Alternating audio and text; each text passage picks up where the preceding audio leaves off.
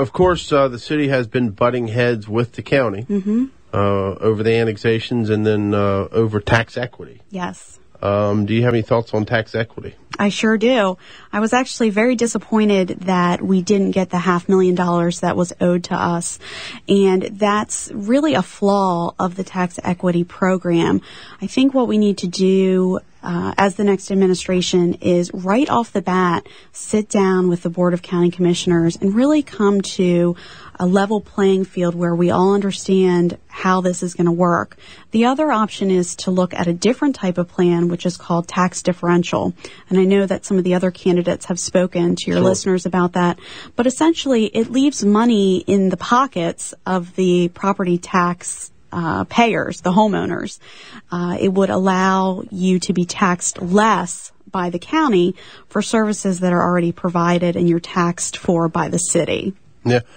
And I brought up with one of the interviews, one of the options is, for those that are county residents living right on the border outside the corporate limits, when they want to come in and use city services, that you have a rate for a city resident and you have a rate for a county resident. If you want to rent a field, there's a rate for a city resident and a rate for the county resident. You want to play golf, there's a rate for the city, and you can go down the list because right now all the county residents do get to enjoy the services of the city at the same rate that someone that lives in the city and pays taxes.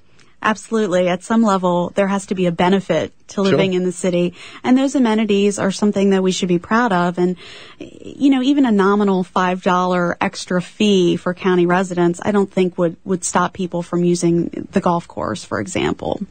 Nope, I agree with you. Well, what are some of the other things that you want to focus on if elected to the Board of Aldermen? Economic development is a big issue. I think we really need to increase our visibility as a destination. We've done a good job with the Downtown Partnership and increasing the number of events that they host each year, but we need to capitalize on tourists and visitors. And the reason is that they come here, they spend money, and then they leave, and they're not a burden on our infrastructure or the services that the city provides. We need to capitalize the amount of time that they stay in the city and the amount of money that they spend in the city. And one way to do that is to provide them a place to stay. I think there's a real benefit in having a small boutique hotel and conference center downtown.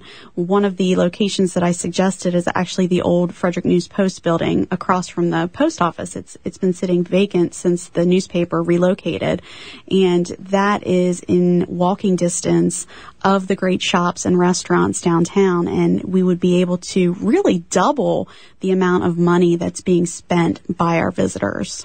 Talking with Amanda Haddaway, Republican candidate for the Board of Aldermen.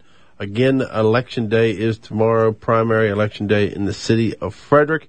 If you're registered Republican or Democrat, tomorrow is your day to choose your candidates. There are 20 running, 11 in the Republican primary, 9 in the Democrat primary for Alderman, 3 mayoral candidates on each side.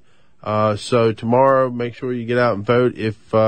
Check your polling place. If you vote at a school, you're not voting there. So there's no voting at the schools tomorrow. Make sure a lot of them are churches and places, the armory. So make sure you check your polling place and get out and vote. What has been probably one of the most rewarding experiences for you during this election cycle, going out campaigning?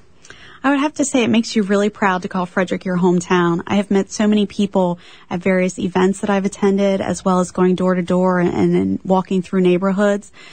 And by and large, everyone has been so warm and friendly about talking about the issues and talking about the campaign. And I'm just really invigorated and excited to call this my home. How many people do you think are really engaged with it? What were the real kind of hot button issues that people? Was there any issue that someone brought up and you just kind of like, haven't heard that one yet? Well, I have to tell you a funny story. I was actually out knocking on doors this weekend, and I've been obviously just going to Republican doors because it's the primary.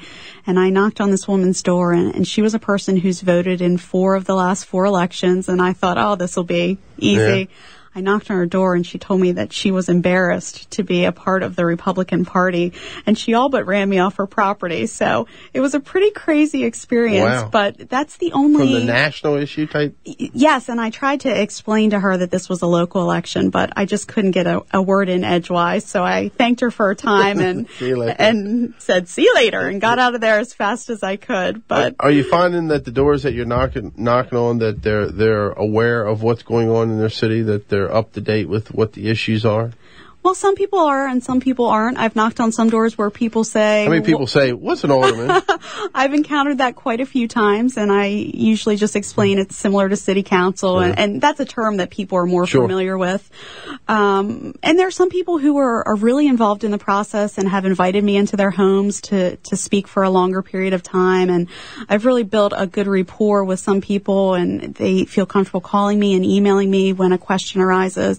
I think that one of my assets is that communication is a strong suit with my background in both HR and marketing, and there are several citizens out there that can attest to the fact that if you contact me, I will get back in touch with you, and I'll get back in touch with you quickly. Even if I don't know an answer, I'll find it.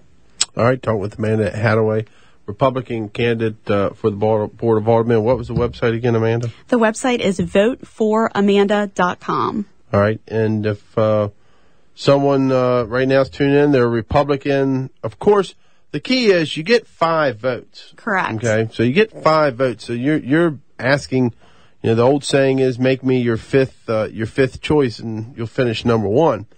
So you get 5 choices in the Republican Party, 5 choices in the Democratic parties. There's someone out there listening right now, and they haven't filled out their ballot of 5, or they're still thinking about it. Give them the best pitch of why they should vote for Amanda Haddaway tomorrow in the Republican primary. Well, first of all, I'd appreciate any votes that I can get tomorrow. I think that I bring a unique skill set to the table with my background in human resources, marketing, and communications. I bring a varied skill set that a lot of people don't have, and I think that would be an asset to the Board of Aldermen. I really have a vision for where Frederick should go, and I think that's also an important skill to have for aldermen. And I just believe that our city is great, but it could be better, and I'd like to address and work on some of the issues that I've highlighted during this interview and really make our city a place that everyone wants to call home. All right, Amanda, thank you very much for coming in. Thank you. I appreciate it. That wraps up all 26 candidates. We've talked to the 6